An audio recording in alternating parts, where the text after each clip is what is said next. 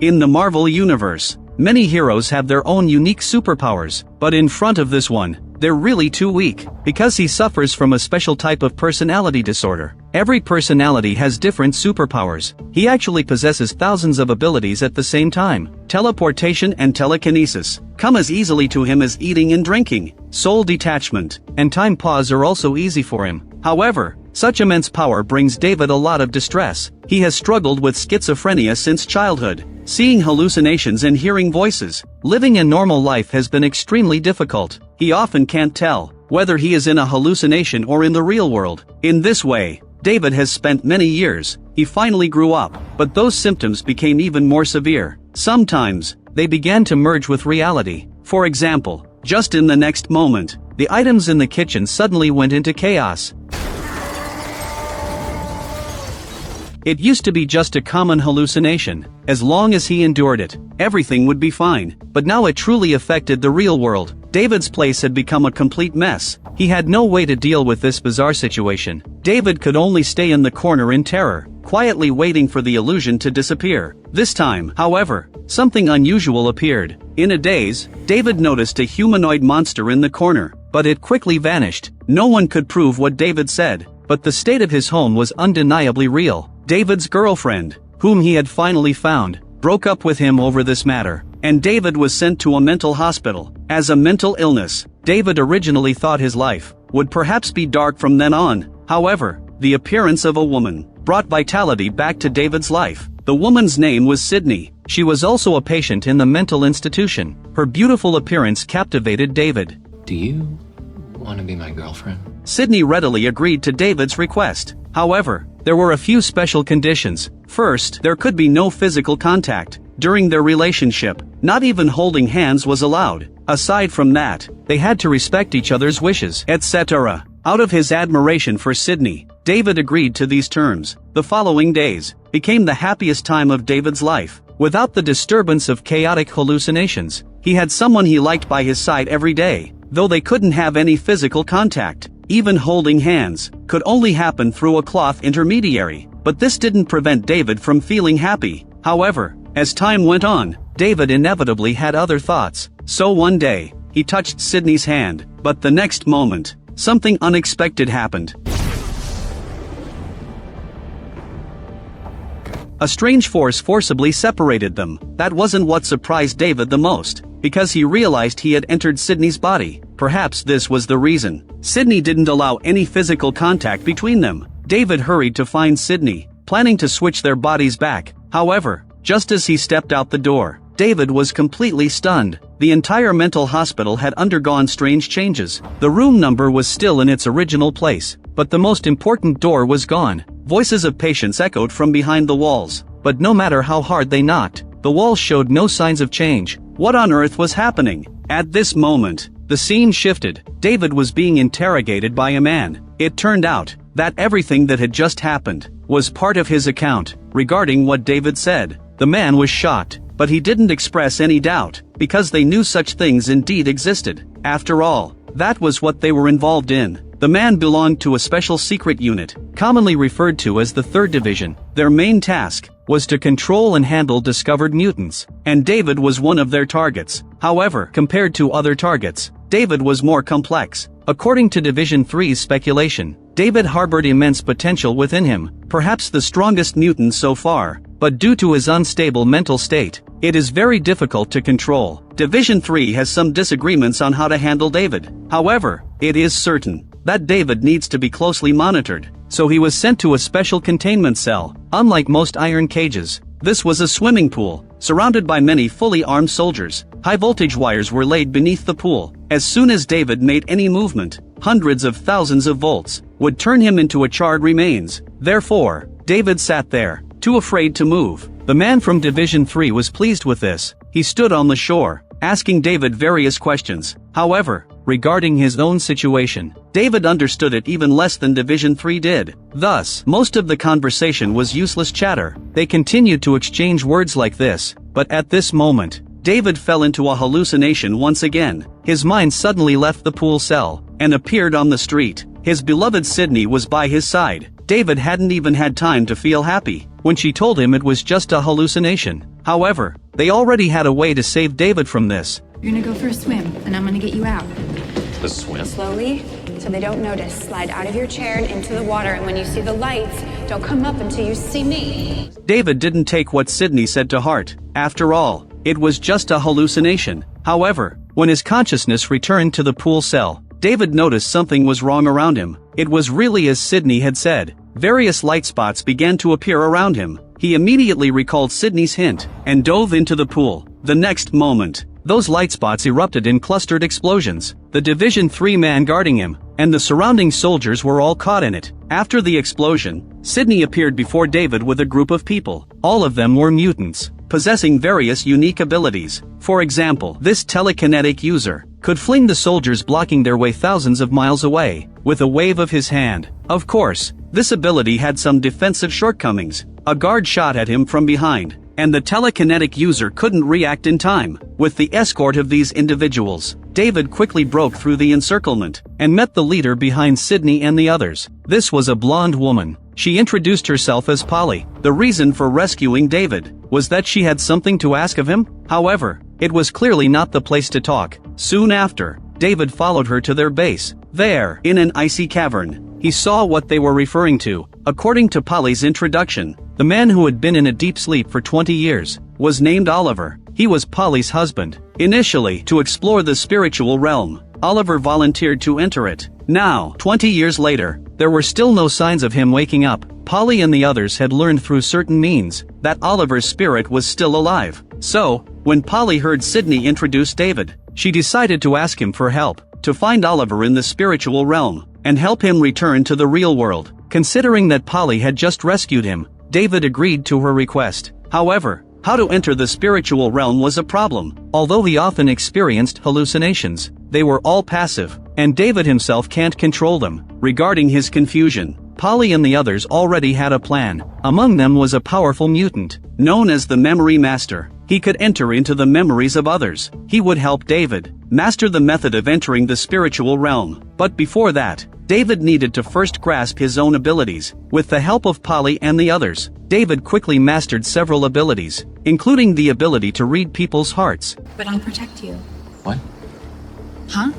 And telekinesis. Although it wasn't an exceptionally powerful ability, it was very practical. Now that he had a basic grasp of using his superpowers, he could begin to enter the realm of memories and try to master the methods of the spiritual world. With the help of the Memory Master, Polly and the others entered David's own memories. However, just as they entered, the Memory Master sensed something was wrong. David's memories were extremely fragmented, as if someone had deliberately cut and stitched them together. As they delved deeper into David's memories, the discomfort intensified. It was clear that some secret was buried here. No matter how they examined the memory fragments, they didn't find anything wrong, until they reached the memory of the kitchen. David suddenly exhibited extreme fear, as if he had seen a monster. And indeed, that was the case. David saw a humanoid monster slowly approaching him from the kitchen. However, Polly and the others were indifferent to the monster's presence. It seemed they couldn't see it at all. In reality, Polly and the others truly saw nothing. They only noticed David suddenly running away. Such a bizarre occurrence cast a shadow of unease over them. At this moment, the figure of the humanoid monster flashed through David's pupils. The next moment, he actually forgot everything that had just happened,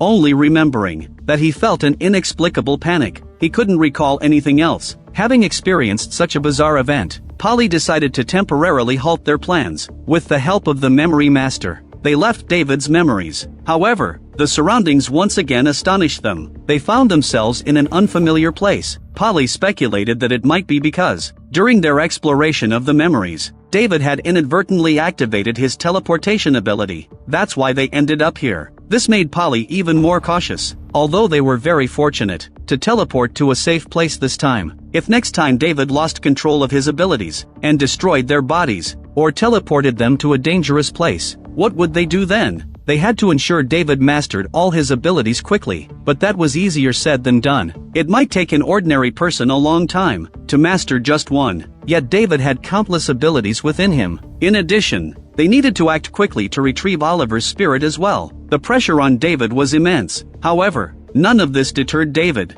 In the following days, he continuously worked on mastering his abilities, but David's fragmented spirit kept interfering with him. In a state of extreme anguish, David unexpectedly transcended. This wasn't a physical traversal, but a departure of his spirit. He instinctively felt that this was the spiritual realm. At this moment, David saw a man in heavy protective gear appear before him. The man seemed to be guiding him forward. Under the man's guidance, David arrived at a chained place. He crawled along the chains, ascending into the air. At this moment, David noticed that the chain was connected to a huge ice ball. This object was floating in the air. The rules of the spiritual realm were different from reality. David climbed up along the chain. As he approached the ice sphere, he noticed there was a hole on it, which could serve as an entrance and exit. David crawled inside, and discovered that the man in protective gear had removed his coat. He was now wearing a neat suit, waiting for David's arrival. David immediately recognized that this man was Polly's husband Oliver. It seemed that he hadn't seen a human in a long time. He began to talk continuously,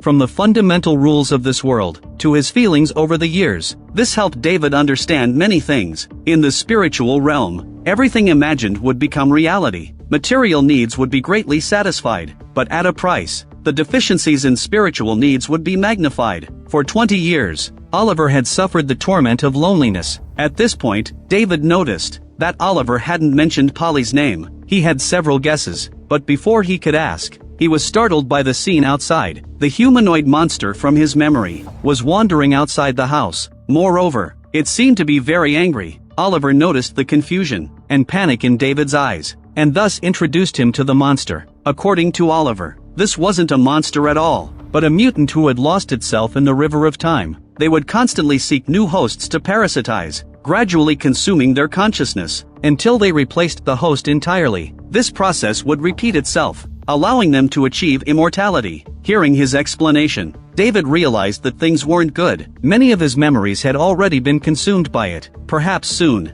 he would be replaced by the monster. He had to find a solution quickly. Right now, the monster was outside the house. Although Oliver assured him that it couldn't break in, David also couldn't leave. Meanwhile, in the real world, to understand David's condition of dissociation, Sidney and the others found his former attending physician. The doctor warmly welcomed them inside. Just as they entered, a large group of armed soldiers surrounded the house.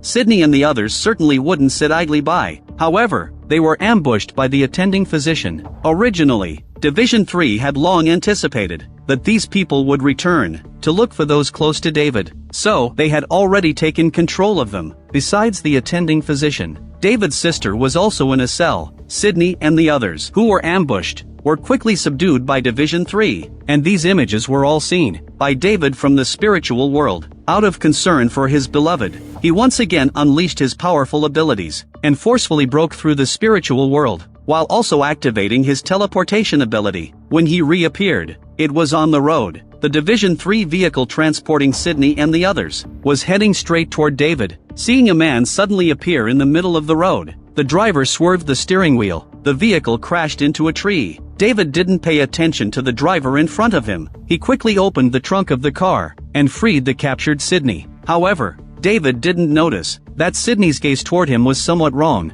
He thought it was just due to her shock, and didn't think much of it. David immediately took Sidney and fled. At this moment, the injured driver regained consciousness, and began to chase after the two of them again. Now the situation was 1 against 2. David quickly subdued the driver. However, before he could relax, he realized that he had controlled. Unbeknownst to him, it had turned into Sidney. Meanwhile, the driver was approaching from a distance. It was clear that this was his ability. Seeing the driver raise his gun, he was about to shoot David dead. Suddenly, a woman burst out. She accurately positioned herself in front of David, and blocked the bullet with her body. It was this brief delay that allowed the others from the organization to arrive. The driver turned and fled. However, everyone was focused on the woman, so they didn't intercept the driver. Soon after, the injured woman was brought back to the base, and handed over to the technician Kevin. In the next moment, he actually lay directly on top of the woman. Even more bizarrely, the woman seemed to be swallowed by him, merging into one. In reality, the two had always been one. This was Kevin's special ability, which allowed him to split into the combat-skilled female KJ and the analytical Kevin. As long as one of them was alive, they could share their life force through fusion. Now, although Kevin was somewhat weakened, KJ had escaped the danger of death. David's outburst in the spiritual realm allowed him to master a brand new superpower. He couldn't wait to show it to Sydney. With David unleashing his power, Sydney and he both appeared in a completely unfamiliar room. David explained that this was his created mental sanctuary in the outside world. Due to her abilities, the two couldn't make physical contact, but in this spiritual realm, there were no restrictions at all. This was the first time the lovers truly touched each other. Their relationship quickly heated up. However, the good times didn't last long. Division 3 soon chased them to this place. They broke through the obstruction of Polly and others, and wildly shot David with submachine guns. The bullets were about to pierce through his body. In this crisis, David unleashed a brand new ability, not only pulling him and his friend Sydney into the spiritual room he had created, but also pausing all the time around him, and putting everything in a state of stillness. However, David hadn't had a chance to breathe a sigh of relief when a new twist occurred. Perhaps his ability to create a mental room wasn't as profound as Oliver's, or maybe it was due to other reasons. The terrifying humanoid monster barged in through the door. David wanted to resist, but was unable to make any movements. Due to the monster's mental power, he could only listen to Sydney's screams. However, strangely, the monster grabbed Sydney, but didn't kill her. Instead, it used some special method to knock her unconscious. When she woke up again, she had left the mental room and found herself in a psychiatric hospital. Even more strangely, Polly and the others were also there. Sydney keenly sensed that something was wrong, but couldn't recall anything. She only vaguely remembered that she had forgotten something very important. She wanted to ask Polly and the others, but found that they seemed completely immersed, as if they were just ordinary patients in the psychiatric hospital. Sydney tried her best to save herself, yet paradoxically, every day,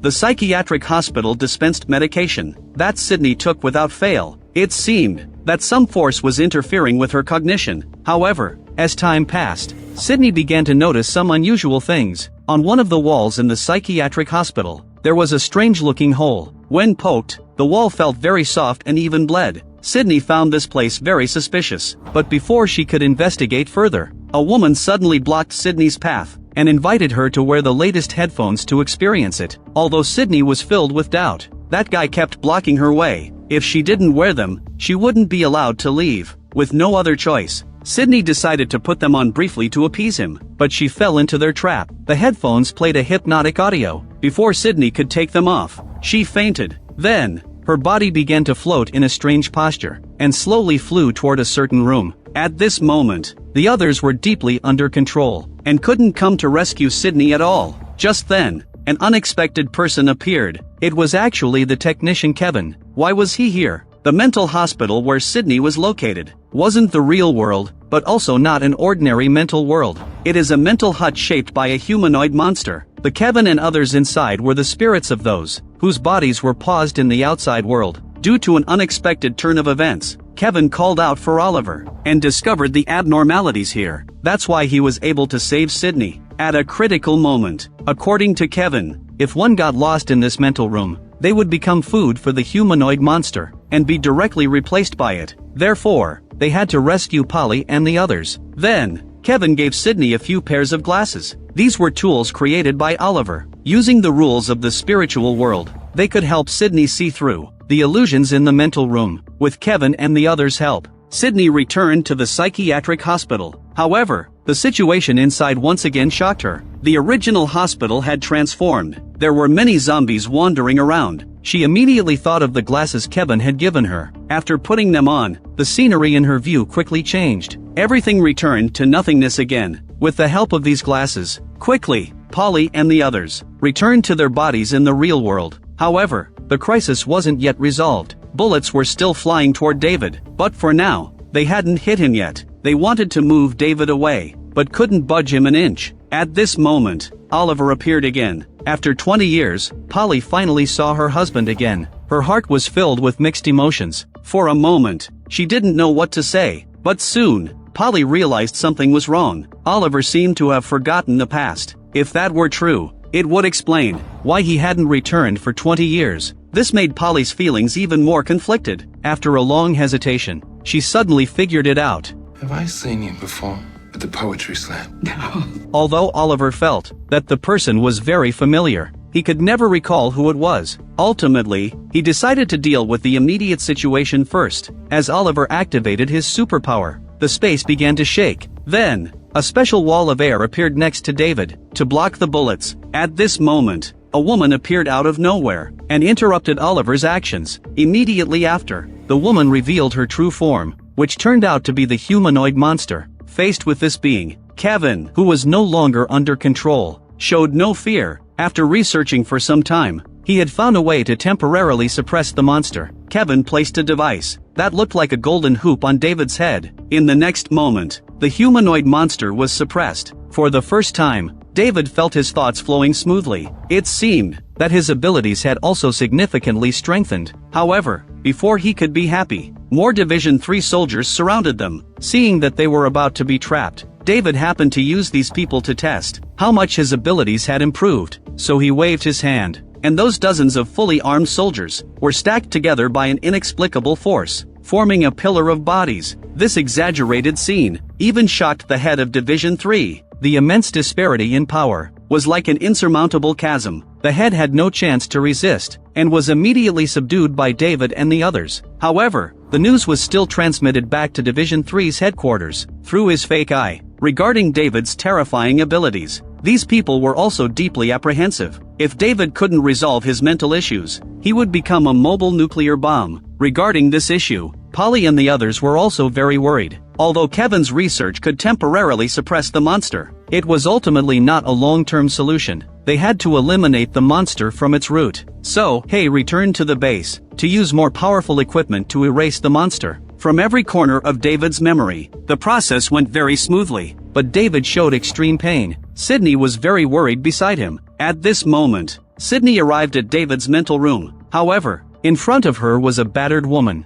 It was clearly the humanoid monster. The monster said that if things continued like this, she would indeed be eliminated. However, because the monster had been parasitizing David's body, it could self-destruct before dying. At that point, David would also become an idiot. If Sydney didn't want him to get hurt, it would be best to help her leave this body. Faced with the monster's threat, Sydney found herself in a dilemma. On one side was her lover, and on the other was herself. After much hesitation, Sydney finally agreed to help the monster. So, she forcibly entered the equipment room, and used her special abilities to transfer the monsters into her own body. If all went well, she would continue David's fate, being consumed and gradually replaced. Due to a slight accident, KJ touched Sydney, and the monster transferred once more. With KJ's powerful body, the monster began to wreak havoc in the base. Anyone who got close was instantly knocked down by her. In this critical moment, David, unbound by the monster, appeared. At this time,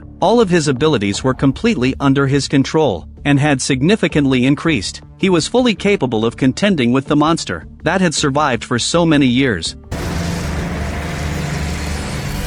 In the end, the monster escaped from KJ's body, and coincidentally entered Oliver, who had just returned to his body. At the story's conclusion, the parasitized Oliver quietly left the base, but clearly, the monster in his mental world wouldn't let this go easily. It's uncertain what kind of bloody turmoil will ensue. Thus, the film comes to an end. Legion Season 1 was produced in collaboration by Fox and Marvel. Because this show uses non-linear storytelling, and a style of mystery and puzzle solving, so many longtime Marvel viewers found it difficult to adapt at first. However, this doesn't overshadow the highlights of the show. In addition, the show features many impressive filming techniques that create a bizarre atmosphere. This further deepened the polarized reception. However, in terms of plot, it was considered to be of high quality at that time. The theme was relatively novel back then. Audiences who enjoy this genre could watch the original film. If you like my channel, please click to subscribe.